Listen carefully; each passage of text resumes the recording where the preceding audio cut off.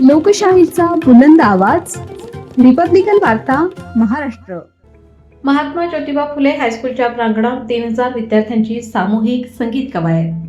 भारतीय प्रजासत्ताक दिनानिमित्त पिशोर येथे महात्मा ज्योतिबा फुले माध्यमिक व उच्च माध्यमिक विद्यालयाच्या प्रांगणात गावातील सर्व शाळेच्या 3000 विद्यार्थ्यांनी सामूहिक संगीत कवायत सादर केली.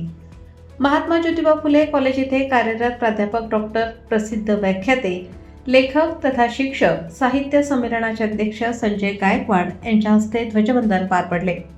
गावातील समता प्राथमिक माध्यमिक व उच्च माध्यमिक विद्यालय, अंजना सागर विद्यामंदिर, सोहम प्रकाश प्राथमिक विद्यामंदिर, जिल्हा परिषद माध्यमिक शाळा, जिल्हा परिषद केंद्रीय प्राथमिक शाळा, नॅशनल प्राथमिक उर्दू, रायभान जाधव माध्यमिक शाळा या सर्व शाळेच्या विद्यार्थ्यांचे महात्मा ज्योतिबा फुले माध्यमिक व उच्च माध्यमिक विद्यालयाच्या प्रांगणात आगमन झाले.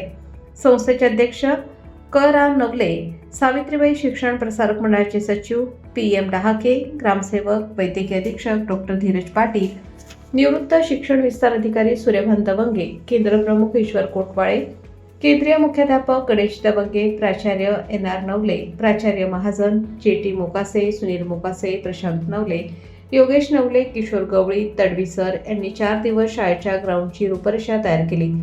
ग्रामपंचायत कार्यालयाचे सर्व कर्मचारी, आरोग्य व पोलीस विभागाचे पथक, आशा सेविका, गावातील मान्यवर, नागरिक आदींच्या उपस्थितीत देशभक्तीपर गीतांवर 3000 विद्यार्थ्यांनी अत्यंत शिस्तबद्ध पद्धतीने संगीत कवायत सादर केली.